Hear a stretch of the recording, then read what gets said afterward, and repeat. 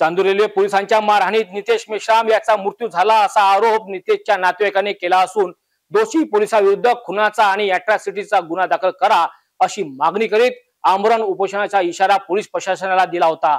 मात्र फॉरेन्सिक अहवाल येईपर्यंत आंदोलन करू नका अशी सूचना पोलीस विभागाने दिली असता 15 जुलैपर्यंत हेच आंदोलन आता स्थगित करण्यात आले आहेत। चांदूर रेल्वे येथील रहिवासी नितेश मेश्राम या युवकाला चांदूर रेल्वे पोलिसांनी 10 जूनच्या रात्री एका गुन्ह्यामध्ये घरातून ताब्यात घेतले होते। यातच पोलीस कस्टडीमध्ये त्याला पोलिसांनी बेदम मारहाण केल्याने मृत्यू झाल्याचा आरोप नातेवाईकांनी केला होता।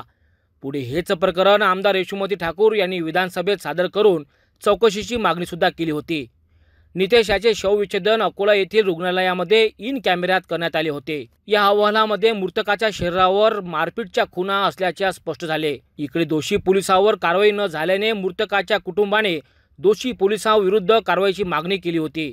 5 जुलैपासून आमरण उपोषणाचा सुद्धा इशारा दिला होता। दोषी पोलीस कर्मचारी विरोधात हत्या अॅट्रॉसिटीचा गुन्हा दाखल करण्याची मागणी सुद्धा करण्यात आली होती। यावेळी पोलीस अधिकाऱ्यांनी नातेवाईकांची भेट घेऊन घडलेल्या घटनेवर चर्चा केली। फॉरेन्सिक अहवाल येईपर्यंत आंदोलन करू नका अशी विनंती नातेवाईकांना केली। त्यामुळे मेश्राम कुटुंबाने 15 जुलैपर्यंत आमरण उपोषण स्थगित केले आहेत। यावेळेस जर न्याय मिळाला नाही तर शेवटपर्यंत उपोषण सुरूच ठेवणार असा इशारा नितेश मेश्राम याची आई वंदना मेश्राम यांनी पोलीस प्रशासनाला दिला आहे।